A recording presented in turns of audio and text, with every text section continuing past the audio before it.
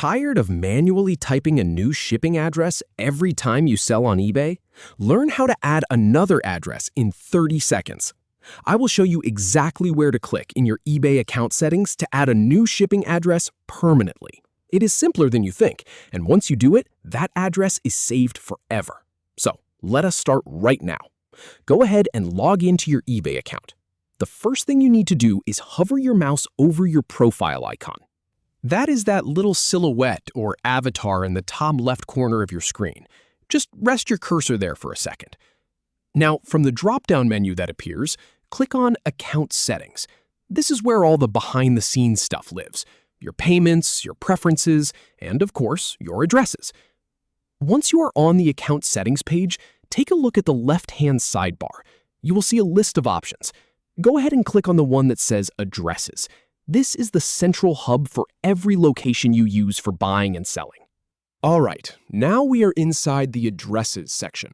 You might see a default shipping address here already. Scroll down the page until you reach the section labeled Shipping Addresses.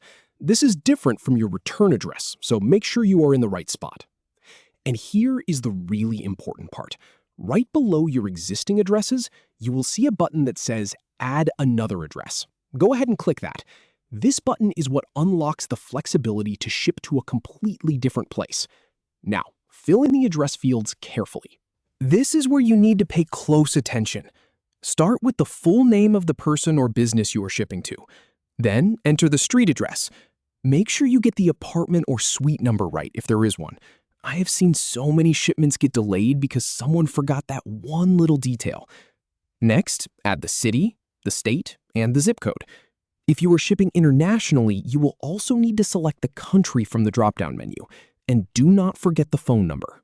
eBay sometimes requires this for customs forms or delivery updates, so it is best to include it. Take your time here.